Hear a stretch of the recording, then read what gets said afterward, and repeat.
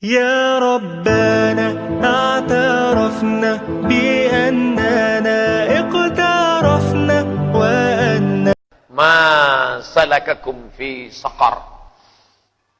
Ma salakakum fi saqar. Mengapa kamu masuk dalam neraka saqar? Apa jawab mereka? Lam naku minal musallin. Kami tidak sembahyang. Lam naku minal musallin. Kami tidak melaksanakan ibadah salat kepada Allah Subhanahu wa taala. Inna awwala ma yuhasabu bihi al-'abdu yaumal qiyamah. Yang pertama kali nanti dihisab, dihitung kira pada hari kiamat, salatuhu, salat. Idza salahat, kalau sembahyangnya itu baik, salahal jasadu kulluh, salahal amalu kulluh, maka amal yang lain pun ikut baik.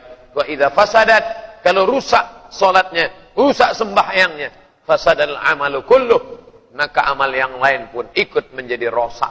Mengapa masjid ini cantik, megah, tegak berdiri? Karena ada tiang yang kokoh. Maka dalam satu hadis ditulis di samping mihrab Nabi, bila tuan-puan pergi sampai ke Madinah, masuk ke dalam taman Raudhah. Di taman Raudhah ada mihrab, tempat Nabi menjadi imam. Pandang mihrab tiang sebelah kiri, ada tulisan hadis, as-salah imaduddin, sembahyang, salat, tiang agama. Mengapa kubah yang besar ini boleh di atas kita? Kerana ada tiang-tiang yang kokoh menjadi penyangga. Maka bila tiang ini rapuh, retak, hancur, na'udzubillah, maka tak lagi bermakna binaan yang agung dan megah. Begitu jugalah dengan ibadah kita. Haji, puasa sunat, zikir, membaca Al-Quran, membina masjid, membantu anak yatim dan fakir miskin. Tak lagi bermakna bila salat tidak khusyuk kepada Allah Subhanahu wa taala. Bagi yang belum salat, maka dia perlu salat. Yang sudah salat, merenungkan makna salat. Yang sudah merenungkan salat, istiqamah di dalam salat. As-salatu imaduddin, fawailul lil musallin. Berapa banyak orang-orang wail, neraka wail bagi dia, celaka dia. Siapa dia? Alladzina hum an salatihim sahun. Orang-orang yang lalai. Bukan saja melalaikan salatnya, tapi dia lalai dalam salat itu sendiri. Oleh sebab itu, Khabbab ibn al-Ath, sahabat Nabi ditanya, "Ya Khabbab, ya, pernah engkau melihat Nabi salat?" Pernah. Kerana dia sahabat Nabi, maka dia memandang Nabi salat. Apa yang kau lihat, wahai Khabbab? Apakah Nabi itu bila salat mulutnya bergerak atau diam sahaja? Maka Khabbab ibn al-Ath menjawab, "Aku melihat mulut Nabi bergerak." Dari mana engkau tahu mulutnya bergerak? Andai solat zuhur, asar, tetap mulutnya bergerak. Bismillahirrahmanirrahim. Alhamdulillahirabbil alamin. Arrahmanirrahim. Maliki yaumiddin. Hamsah, begitu disebutkan oleh Al-Habib Hasan As-Saqqaf dalam kitabnya Sahih Sifat Salat Nabi. Mulut bergerak, hamsah. Lalu kemudian ketika Khabbab ditanya, "Dari mana engkau tahu bahawa mulut Nabi itu bergerak?" Khabbab menjawab, "Bittirabi lihyatih, kerana aku melihat janggut Nabi bergoyang." Janggutnya bergoyang kerana mulutnya bergerak. Kerana mulut bergerak, dagu ikut bergoyang, dan janggut Nabi pun bergoyang. Begitulah Nabi mengucapkan lafaz-lafaz. Mulut menyebut, hati mengingat, pikiran mengagungkan. Ada 3 kiblat. Kiblat dada ke arah Ka'bah, fawalli wajhaka syatral masjidil haram. Kiblat mata ke tempat-tempat sujud, dan kiblat hati kepada Allah Subhanahu wa taala. Saat itu sempurnalah gerak mata, gerak hati, gerak dada. Dada menghadap Ka'bah, mata menghadap tempat sujud, dan hati selalu mengingat Allah Subhanahu wa taala. Sama seperti driver yang membawa kereta. Saat itu dia mungkin lalai, lupa, mengantuk, dia balik ke tengah jalan. Sama seperti seorang pemuda yang membawa kendaraan. Manakala dia lupa dan lalai, boleh jadi dia terperosok, tapi dia balik ke pangkal jalan. Begitu jugalah agaknya. Manakala kita pasang niat, usalli fardal maghribi, salasa raka'atin, adaan, ma'muman, lillahi ta'ala. Kita dalam keadaan khusyuk, tapi manakala kita angkat Allahu Akbar, dia mula agak lari ke kanan. Dia pun berbelok ke kiri, kita luruskan balik. Wajjahtu wajhiya lilladhi fatara as-samawati wal arda hanifan musliman wa ma ana minal musyrikin. Manakala dia agak pergi jauh, balikkan ke pangkal jalan. Inna salati wa nusuki wa mahyaya wa mamati lillahi rabbil alamin. Membaca ta'awuz Dianjurkan idza qara'tal Qur'an, bila engkau baca Quran, fasta'iz billah, mintalah perlindungan kepada Allah. A'udzubillahi minasyaitonir rajim. A'udzubillahi as-sami'il 'alim minasyaitonir rajim. Bismillahirrahmanirrahim. Berdialog, berbicara dengan Allah Subhanahu wa taala. Alhamdulillahi rabbil alamin. Allah menjawab, hamidani 'abdi, hambaku sedang memuji aku. Ar-Rahmanir Rahim, athna 'alayya 'abdi, hambaku sedang memuliakan aku. Malik yaumiddin, apa jawab Allah? Majjadani 'abdi, hambaku sedang mengagungkan aku. Iyyaka na'budu wa iyyaka nasta'in, apa jawab Allah? Sa'alani 'abdi wa lahu ma sa'al, hambaku meminta kepada aku dan dia mendapatkan apa yang dia pinta. Maka kadang ada orang satu nafas dia buatkan satu ayat, walaupun salat zuhur, walaupun salat asar. Bismillahirrahmanirrahim. Alhamdulillahirabbil alamin. Arrahmanir rahim. Dia ingin merasakan khusyuknya dalam salat, mengingat kepada Allah SWT. Ada orang yang satu ayat dia buat satu nafas, tapi ada juga orang yang boleh satu nafas Fatihah dengan ayat sekali. Maka mudah-mudahan kita tetap merasakan manisnya bacaan ayat-ayat salat, merasakan kebersamaan dengan Allah. Maka dalam maqam yang paling tinggi, Islam, iman, ihsan, sesuai dengan pertanyaan Jibril alaihissalam, ma huwal Islam? Anta syahada an la ilaha illallah wa anna Muhammadar Rasulullah wa tuqimas salat wa tu'tiyaz zakah wa tasuma Ramadan wa tahujjal baita in istata'ta ilaihi sabila. Wa mal iman? An tu'mina billah wa malaikatihi wa kutubihi wa rusulihi wal yawmil akhir wa biqadri khairihi wa syarrihi. Puncanya adalah wa mal ihsan? Apa jawab baginda sallallahu alaihi wasallam? Anta abudallaha ka'annaka tarah. Kau sembah Allah seakan-akan engkau memandang dia. Fa illam takun tarah la tudrikul absar wa huwa yudrikul absara. Dia tak dapat dipandang oleh mata, tapi matalah yang dipandang oleh dia. Andai engkau tidak melihat dia, maka dia yang sedang memandang engkau. Rasakanlah bahwa diri sedang dipandang Allah. Kita bukan dipandang CCTV. Kita bukan dipandang oleh orang yang punya kuasa manusia. Bila manusia yang memandang, dia boleh lelah, boleh tidur, boleh letih. Tapi yang memandang kita adalah dia. Siapa dia? La ta'khudhuhu sinatun wala naum. Saat itu kita sedang dipandang oleh dia. Maka rasakan kebesarannya. Allahu Akbar. Ada orang-orang yang manakala nanti menyesal meneteskan air mata, penyesalan padang mahsyar, saat ditanya Allah, ma salakakum fi saqar? Kenapa kamu masuk ke dalam saqar? Mereka dengan satu jawaban, lam naku minal musallin wa lam naku nut'imul miskin. Tak peduli kepada orang miskin. Dari masa dulu sampai saat ini orang miskin tetap saja ada. Apa maknanya? Bahwa kita membantu mereka.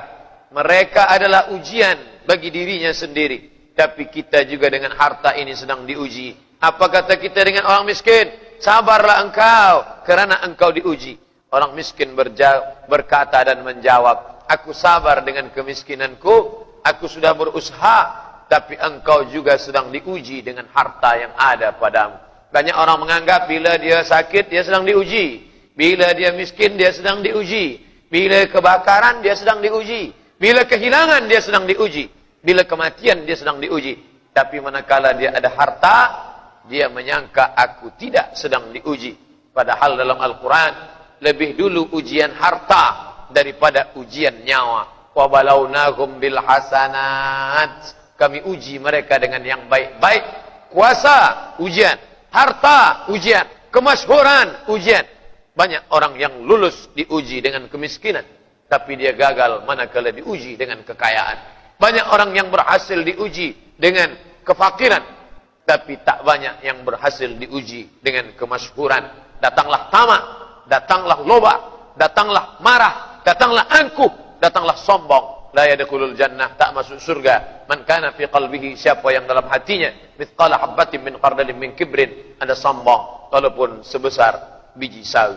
Muslimin muslimat yang dimuliakan Allah Subhanahu wa taala.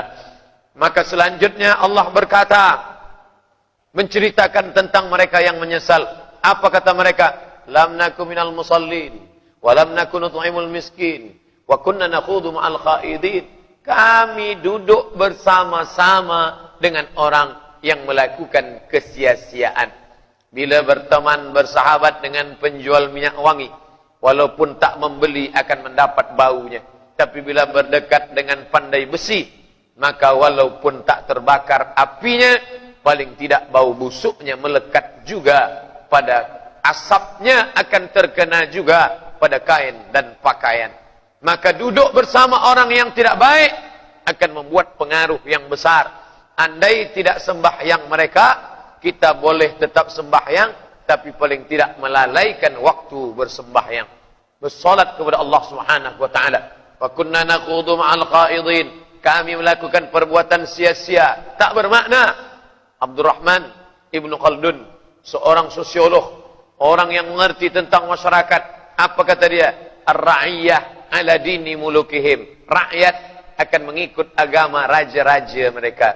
Bila raja-raja Melayu masa lalu suka ke masjid, beribadah kepada Allah, maka rakyat, masyarakat akan besar pengaruhnya kepada kepribadian. Bila guru mengajarkan yang baik-baik, dia bawa ke rumah Allah, murid pun juga akan turut serta. Bila berkawan dengan orang baik-baik, maka mereka pun juga akan memberikan pengaruh pada pribadi. Maka kita larang anak-anak berkawan pada orang tak baik. Kita ajar dia untuk memilih mana baik, mana tak baik, kerana pengaruh yang luar biasa terhadap kepribadian. Pepatah Melayu mengatakan, Allah bisa kerana biasa. Orang boleh berbuat baik kerana berteman dengan orang baik. Menganggap pertama suatu perbuatan jahat tidak baik, ini perbuatan jahat.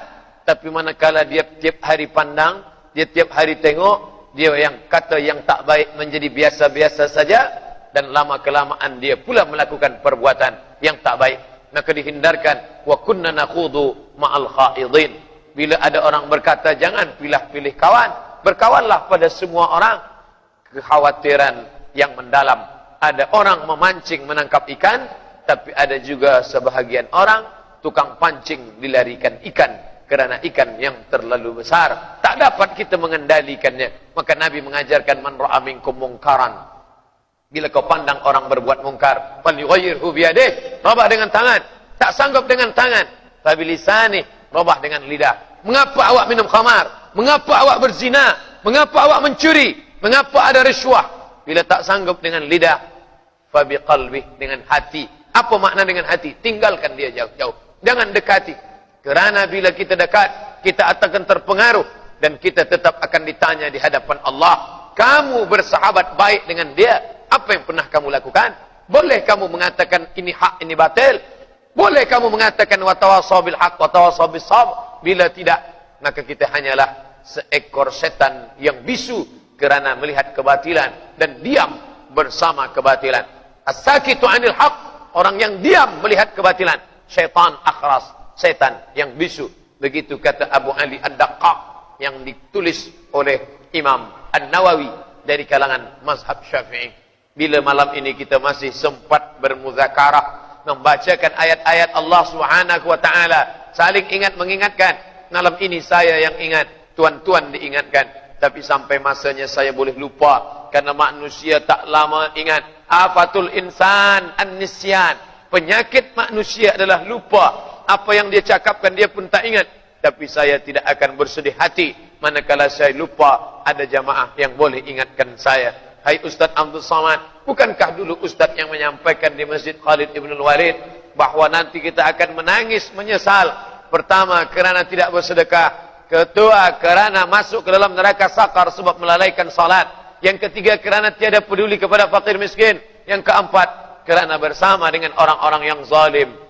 Maka oleh sebab itu, manakala ada orang ulama besar bernama Imam Sufyan Ats-Tsauri, Imam Malik bin Anas duduk di kota Al-Madinah Al-Munawwarah. Sedangkan Imam Sufyan Ats-Tsauri dia jauh, dia duduk di Kufah, Irak. Suatu ketika berkirim suratlah sultan kepada Sufyan Ats-Tsauri. Wahai Imam Sufyan Ats-Tsauri, datanglah ke istana. Tapi Sufyan Ats-Tsauri menolak undangan itu dengan kata-kata yang baik. Berkali-kali datang, dia tetap tidak juga mau menghadiri jemputan itu. Sampai pada akhirnya bertemulah antara Khalifah Abu Ja'far Al-Mansur yang menjemput sahabat, yang menjemput seorang ulama yang masyhur ini di samping Ka'bah. manakala mereka sama-sama melaksanakan tawaf. Subhanallah walhamdulillah wa la ilaha illallah wallahu akbar. Subhanallah walhamdulillah wa la ilaha illallah wallahu akbar. Lalu bertanyalah Khalifah Abu Ja'far Al-Mansur kepada Imam Sufyan Ats-Tsauri, "Ya Sufyan Ats-Tsauri, ya, mengapa engkau tidak pernah mahu datang padahal aku sudah berkali-kali menjemput engkau?" Imam Sufyan Ats-Tsauri tidak menjawab. Ia hanya membacakan ayat Allah, "A'udzubillahi minasyaitonir rajim. Wala tarkanu ilal ladzina zalamu fatamassakumun nar." Janganlah dekat-dekat dengan orang zalim, andai kau tidak masuk ke dalam neraka, paling tidak engkau terkena jilatan ujung api dari neraka. Sadarlah Abu Ja'far Al-Mansur bahawa lidah ulama itu adalah teguran yang disampaikan dari Allah. Dialah yang menyampaikannya tanpa ada rasa takut dan cemas. Itulah sifat daripada ulama. Apa kata Allah dalam Al-Quran?